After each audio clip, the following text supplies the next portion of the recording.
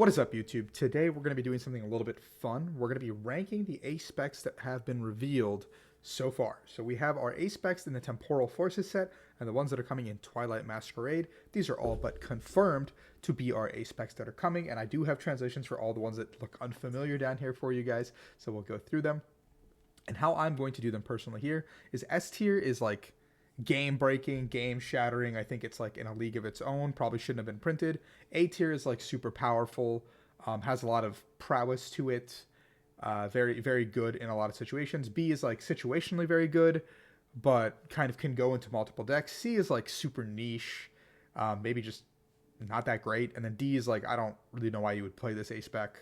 Probably just pack it up, go next, see it next year, probably, whatever. But yeah, my name is Rahul. Reddy. If you guys enjoy this kind of content, please let me know in the comments below. Like and subscribe if you enjoy the content as well. But we're just doing a little bit of fun content here because my channel is all things competitive Pokemon. So first up, we have the Hyper Aroma card. Search your deck for up to 3 Stage 1 Pokemon, reveal them and put them into your hand, and shuffle your deck. Now, this card isn't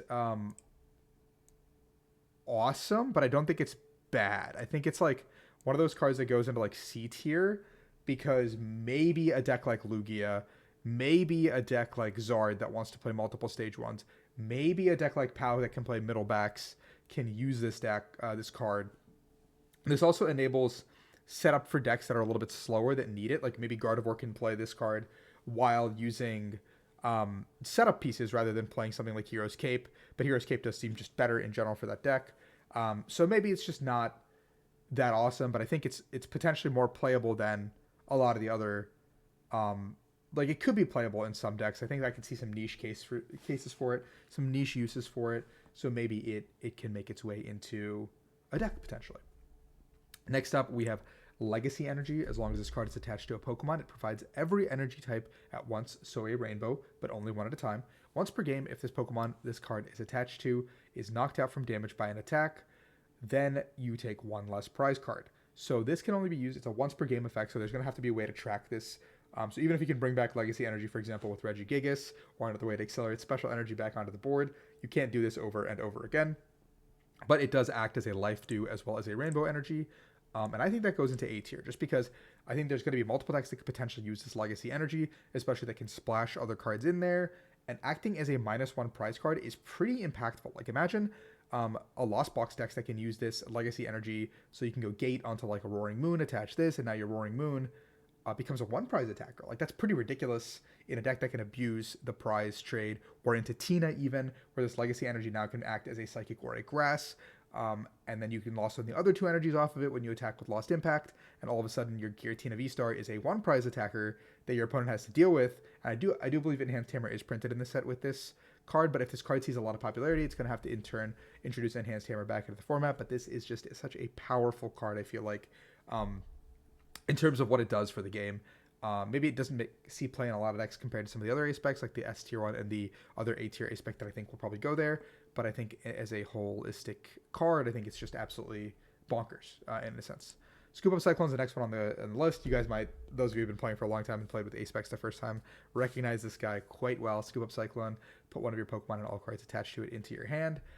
This card is super okay. I think it's like a C tier. I don't know. I think it might just be like a D tier card in this format, just because what deck really wants to use Scoop Up Cyclone over any of the other A-Specs? Like, I think when you're comparing A-Specs to A-Specs, like pound for pound, there's like no deck in the format where I'm like, hey, I just really need to pick up what's in my active. Like, even Control, like I think Hero's Cape is just better. Like, and that's the best use case deck for it, where like a deck like Control would really want to use a card like this, potentially, but it's just like, everything is just better. Pao doesn't want to use it, Zard doesn't want to use it, Lugia doesn't want to use it, Future Hands doesn't want to use it. Like, there's not a single deck in the format that I think benefits from Scoop Up Cyclone, so it falls into D tier. But eventually down the line, we could see this card come to prominence if there is some sort of a strategy that requires looping permanently that isn't stall. Like, maybe it's like an attacking loop that you want to be able to use, like, Scoop Up Cyclone to reset your attack in some capacity. That's just really powerful. So maybe then, but right now I think it's like a D tier card that's like put in the binder, basically, effective. Next up is Survival Cast. Survival Cast is another one of the new ones. It's a Pokemon tool. If the Pokemon this card would be knocked out to has full HP and would be knocked out, it's not knocked out and it becomes 10 HP remaining, and you discard this card. So basically, Focus Sash is coming back in the form of a tool. Um, there's probably a couple decks that could probably use this pretty usefully. I'm not entirely sure where I would place this. I think it's probably more of a like it's like I struggled as to where to put this just because it's like I think it's probably gonna have to go to B tier just because there's probably a deck that can use this with Arvin and potentially keep something that could be one shot alive. Like maybe Ancient Box, for example, can play this instead of the capsule, like one of this instead of the capsule, and play a little bit more of a slow conservative approach, keep something alive a little bit longer. Maybe Future Box can play this with Arvin, keep the Iron Hands alive one extra turn, and now it becomes an absolute wrecking crew. Maybe even like no, Chimpack can't play this. Zard maybe could play this. I don't think it's very good there, but you could. Just make sure you can't lose your Radzard immediately to an attack. And now this Radzard gets left with 10 HP, can be Turrowed, can be pennied, can be recycled the following turn, and used again in a weird checkmate scenario. Lugia could use this. There's like a lot of decks that could potentially play this, but I think it's like, okay. I think it's better. I think it's going to have some use cases down the line that people don't realize that it's good. But I think obviously the existence of vacuum and stuff is not good for it, but all in all, I think it's okay. Next up, we have the big bad daddy of the format, Unfair Stamp. I'm not looking forward to see how this card plays out into the format. It's an item card. You can play this card only if one of your Pokemon was knocked out last turn. And each player shuffles their hand into their deck, and then you draw 5 and they draw 2. So it's like a little bit of a nerfed Ace Trainer, but it's -1 on both ends. So Ace Trainer used to be 6 and 3 as a supporter card. This is 5 and 2, but I do think it's an S tier card because it fundamentally warps how the entire game is played. Let's just say you go first, you take a knockout, your opponent, it's just like a very mediocre board. Let's say you get like Candy Zard or like Chan Pao just attack for 1 energy or something. Your board isn't even that developed. Unfair Stamp hits the board. You go to 2, they go to 5. They probably Arvin to get it or like some other supporter to grab it out of the deck. Unfair Stamp now puts you at 2 cards. You have 3 cards total to play for the game. Sure, you could potentially hit like an Ultra Ball for a Barrel or a Pidgeot or something else, but there's just like very little outplay potential to this card where you can just get stuck with a 2 or 3 card hand that is completely unplayable on like turn 2 of the game, where you haven't had enough time to thin your deck, to sequence correctly, to build a board. So it's going to create these weird stalemate situations where if you know your opponent's playing Unfair Stamp, you're going to have to play a little bit slower given that they have this card. So like when you take the first prize, it's like he who throws the first rock. I think it's like the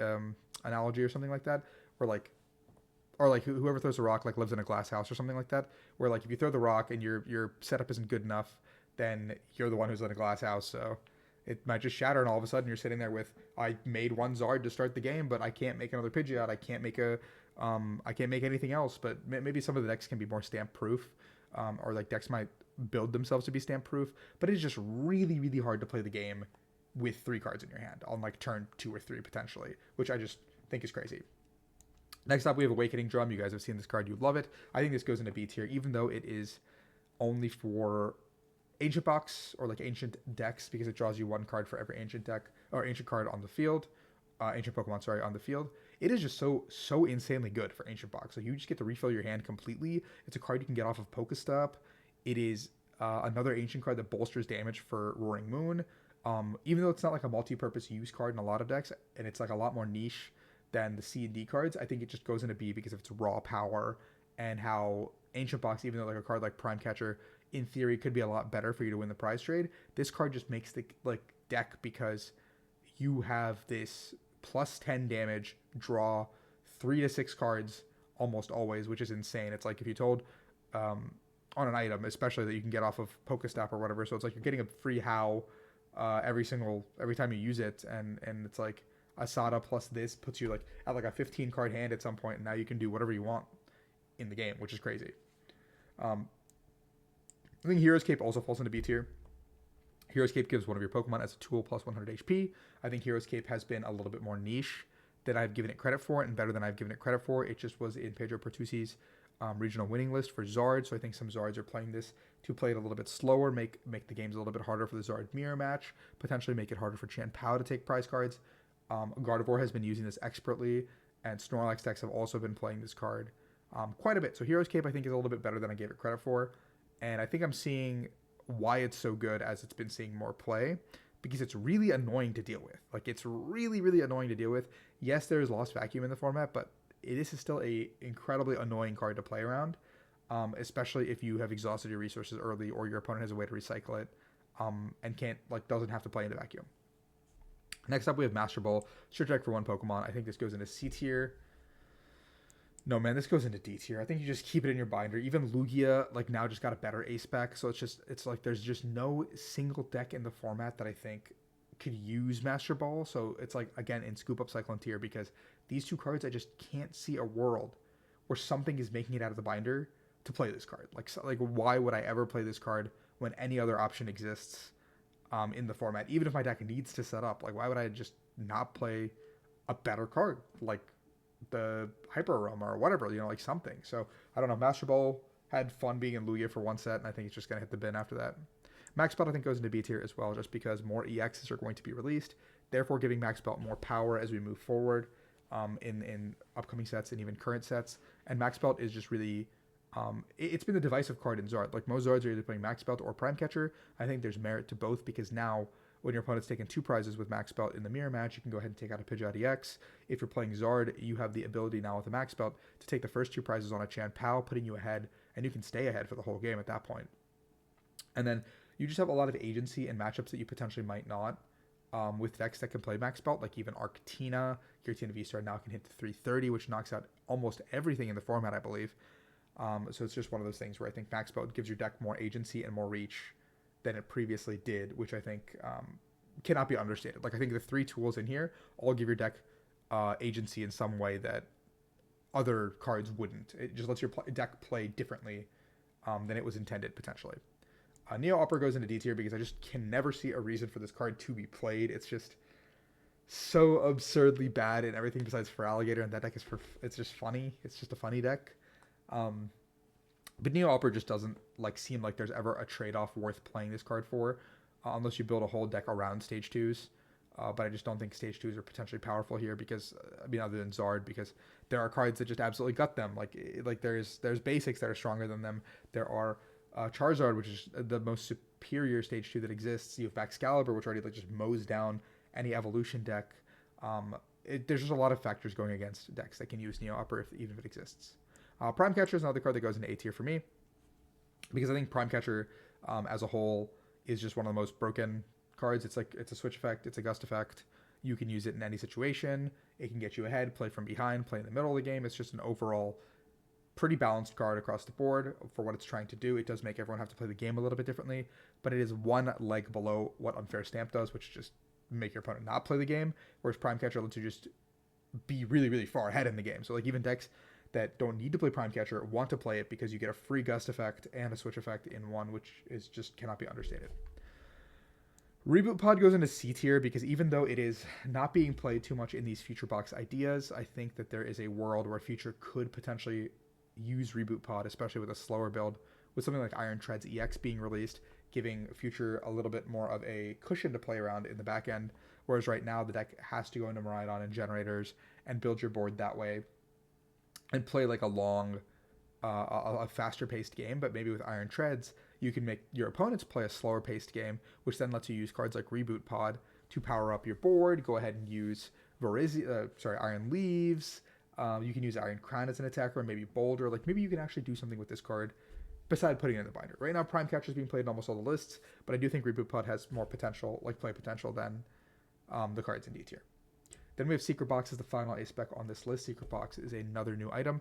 You can only use this card if you discard 3 other cards from your hand. Search your deck for 1 item, 1 tool, 1 supporter, 1 stadium, reveal them, and put them into your hand. This guy, I think, goes into C tier just because there's just not that many decks that can use this card efficiently. Lugia obviously is the happiest player with this, because now you get to discard 3 cards from your hand, grab an Ultra Ball. Lugia doesn't play tools. Jacques, Messagozo, or Collapsed, and then all of a sudden your board is set up. You're good to go. Maybe Future Box can use this, but no deck enjoys discarding 3 cards that are resources. And I don't ever think there's a world where this combination of 4 cards is impactful enough that discarding 3 cards from your hand is worth doing. You probably have to go get this card somehow, either with Pidgeot, Arvin, some search effect to find this secret box. So potentially your supporter's already being used for the turn, and then you have to do all of this, and those cards have to be impactful enough that they are more like impactful in a card like Prime Catcher, than Unfair Stamp, than Hero's Cape, than Max Belt. Like you can't even secret box for a Max Belt, man. Like that means you just have 2 ace specs in your deck, which doesn't work. So I think this card is just hard to justify because of the resource. Like you lose a lot of resources, and you just have no easy way of finding it in a deck that needs it. So that's my ace spec chart, I guess, the way I look at things. But hopefully you guys enjoyed this. This is a little bit of fun. If I streamed or something, I would do this more.